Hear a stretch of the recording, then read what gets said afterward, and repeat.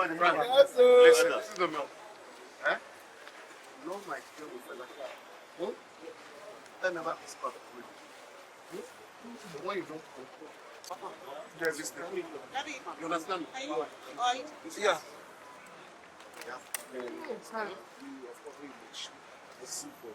Yes, you. Yes, you. You don't see my text?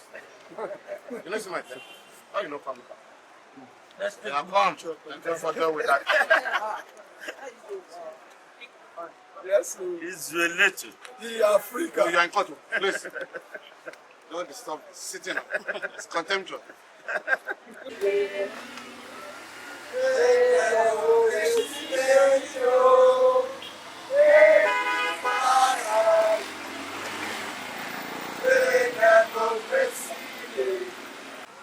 Especially resident of Maroko, Otumara, Onirin, Oworonsoki, Ajegunle, and other communities who have continued to stay strong with this struggle, a struggle against the wicked and anti-poor agenda of the Lagos state government, together with the land grabbers, real estate firms, to steal people's lands and convert them into luxurious estates for the rich. The struggle that has led us to the court today is the struggle of the poor against the rich. And that is why it is not surprising that we are facing a sham trial. This is the third time that we've been in court since January 29. We were arrested on January 28 and were subjected to brutal beating and torture. And today, we are again in court to continue to answer to charges that are completely, contrived and a crude perversion of justice. And I call those charges a crude perversion of justice because, as many comrades have highlighted, if anybody should be in the dock today, it is Governor Babajide Sanwo-Olu, Yes, sir. as well as members of his cabinet and the former commissioner of Lagos State, former police commissioner of Lagos State, Moshood Jimoh Olawale. Those are the individuals who ought to be in the dock answering to criminal charges, because what they did in Maroko is actually a crime. It's a crime against humanity. I said it on January 28 and I say it here again. That Governor Babajide Sanwo-Olu, members of his cabinet, and the immediate past commissioner of police, Jimoh Moshood, were directly, not vicariously, quote me, directly responsible for the death of 12 residents of Maroko, including 2 babies, one of whom was 5 days old. 5 days old, when that young infant choked from tear gas fumes fired by men under the command, as it then was, of Jimoh Moshood as Commissioner of Police. And of course, on the authority of Governor Babajide Sanwo-Olu, who was the one who ordered the demolition of Maroko, which commenced on 23rd of December 2025. That demolition was against several court orders and judgments. It was an illegal act. It was a violation of court judgments. And yet these people carried out the demolition and snuffed out the lives of 12 innocent people. And we are not even talking about that. So if anybody should be in court today, standing trial, I repeat, it is Governor Babajide Sanwo-Olu, the governor of Lagos State, members of the cabinet, and the former police commissioner, Moshood. Now, what happened in court today, I think is important for members of the media and the public. This is our third time in court, and today's session was taken up primarily by,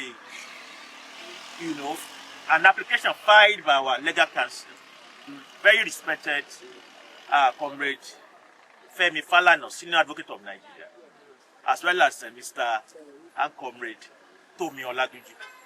Both of them stood for us today as our counsel and moved an application for the court to order for the release of items that are still in custody of the police January 28th, that they should be released on bond so that they can be presented at any point in time during the course of the trial. And that application was not just made flagrant. It is because these items are actually equipment belonging to our DJs as well as other vendors who supply different equipment and materials for the protest. These are people who are just doing their business. They have nothing to do with what happened on January 28th. They were just doing their business, and since January 28th, the wicked former commissioner of police in Lagos State, Moshood, asked that these items be seized. And since that time and up till now, those items are still in custody of the police, alongside with bags, purses containing sums of money. For instance, Iroele fella, who is a co-accused person in this trial, actually has his bag still in custody of the police with over 5,000 naira or so in that bag. We are sure that the criminal police at Panti police station would have made away with that money. Because, for instance, they actually made away with my sneakers. Those very criminal policemen at Panti, under the command of the police commissioner, made away with my sneakers. Imagine how very, very criminal they are. So we are even very certain that all those items, those that have money, would most likely have disappeared by now. But what the application today was about is that the items that are equipment, and that, is a source of livelihood for fellow Nigerians who have nothing at all to even do with this protest or to be released. One of them, AIG, has not been able to feed his family. He's been depending on arms since January. You know what it means for a family man with about 2 or 3 children, having his source of livelihood, his main equipment seized for about 3 months now. And interestingly, but not surprisingly, the police prosecutor decided to challenge and oppose that application. And I think it reflects very, very clearly on the personality of that individual who called himself the police prosecutor, and the entire police force, that he would even oppose such a humane application. Because it just shows the kind of characters that we have in the police force. That while we have very, very patriotic Nigerians in the police force, who are honest, who are doing their job and all of that, we also have very terrible ones, very sick characters that we ought to call out. Because I do not think, that kind of application made for the purpose of saving a family of a Nigerian, a DJ, from starvation, is an application that ought to be challenged by the Nigerian police force. But it was challenged, but eventually our counsel diligently argued against the police prosecutor, and the magistrate has now reserved their judgment till the 8th of May, that is next month, for a ruling on that, to be passed. We are very hopeful that the magistrate of this court would see, the benefit and the humanity in the application that has been made by our counsel, and actually release this equipment. Whatever the Lagos State government wants to do with the lives of, they can do it. If they think that they can get us to serve imprisonment over this matter, they should go ahead with it. Nobody is afraid of them. Nobody is afraid of prison. There's no Nigerian who lives in a country where even your right to exist, your right to life, your right to safety is not guaranteed. People are being kidnapped every day. So in that kind of country, we cannot be afraid of prison. If you put me in prison today, you're possibly saving me from kidnappers. That is the reality of things. So, the point we are making here today is that if the agenda is to jail myself and Daily Frank, they should go ahead with it. But these Nigerians, our DJ and other people's equipment and sort of livelihood have been kept on hold since January. They must be allowed to go on with their lives. But we are very quite clear that the state cannot even jail us on this matter. They have got nothing on us. Because the protest of January 28th is actually the only reason why Maroko people still continue to have roofs over their head today. Are they alive? Yes, yes. The only reason why Maroko people, 300,000 of them, still have roofs over their head today is because we marched and protested on January 28th, 2026. We can say that proudly that we're the one, it was that protest, it was our action in challenging the state on January 28th that stopped the bulldozers. And we do it again and again. Again and again. Should the bulldozers move in again, we'll go back to the street again. Again and again. They must be clear about it. That at no time are we going to submit our rights. Even at the point of imprisonment, our right to freedom of assembly, our right to march on the street. We did not submit this right even under the worst military dictatorship in this country. Yes, so tell me It is not under this putative dictatorship, a dictatorship of a president who has no clue about governance, that we are going to submit that right. Neither are we going to submit it under the dictatorship of his minions in Lagos State. So, comrades, let's be quite clear about it, that this trial, for as long as it will go on, will continue to come here and to ensure that the justice is done. Now, many comrades have been saying that Moshood Jimoh should not escape justice.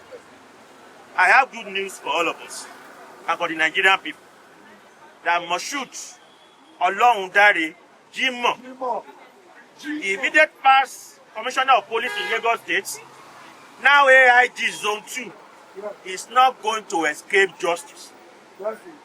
The crimes he committed against Maroko people and myself and other protesters on January 28th, he is going to pay for them.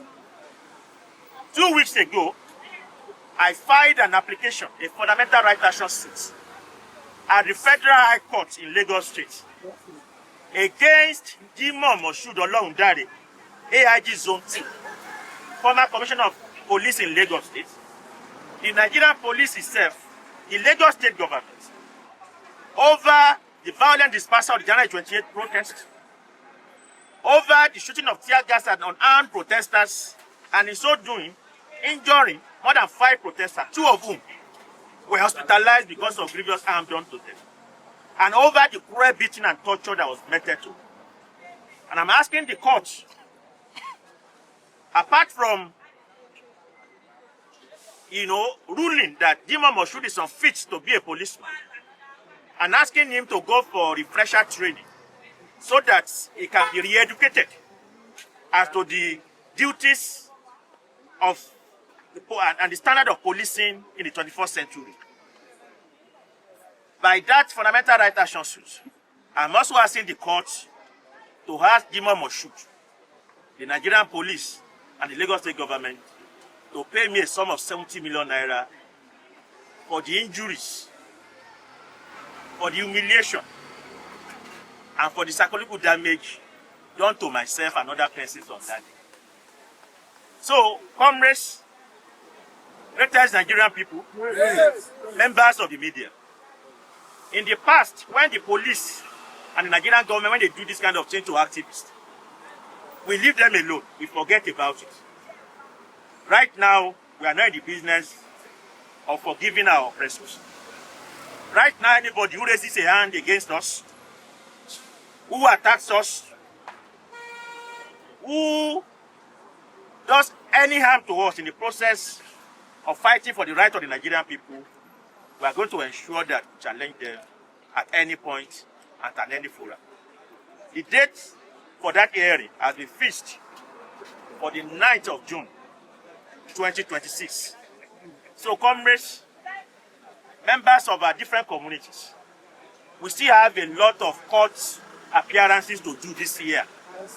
So it means that apart from the 8th of May next month, we are due to be at the Federal Court in Ikoyi on the 9th of June, where Jimoh Moshood is going to answer for his crimes.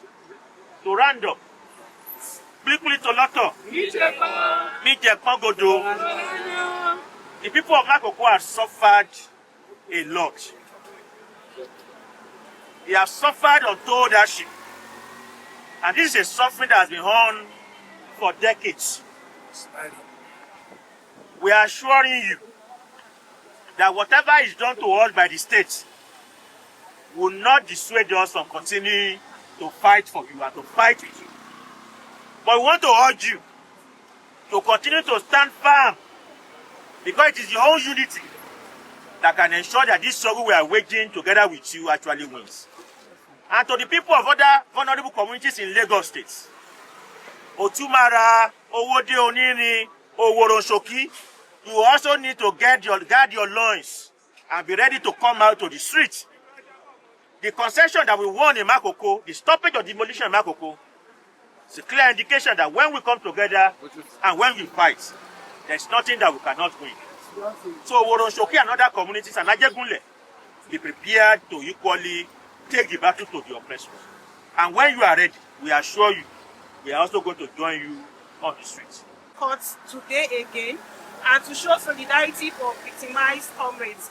It is clear for anybody who was in court that this case is a sham trial and it is a waste of public resources. We do not have money for anything in this country, yet we have money to prosecute innocent people that have done nothing wrong, but just speak out against the murder of babies in Maroko, against the unjust killing of young men and young women and old people in Maroko. We think that this case is an embarrassment to this honorable court. This honorable court should not even be sitting to try this case. It is a waste of the judge's time. So we are here, we will continue to show up strong, and we are just asking the police to, take a honorable bow and close this case. There is nothing here. And we are sure that the judge, in her wisdom, will also come to the realization. Of course, she will, she has. The case shows that. And we'll continue to stand strong here. And we ask the state to do what is right, to also promote the affairs of citizens. Solidarity forever. Solidarity. Introduce yourself. My name is Sikora, Assistant Executive Director of Corporate Accountability and Public Administration. Brother, the people who brought us to court are the abusers of the rights of Nigerians, abusers of the judicial process. They are the ones who undermine the democracy of Nigeria. And we are here again today to show that we will not submit our rights to civilian dictator. Those who claim that they participated in the struggle for democracy are now the one undermining the Nigerian democracy.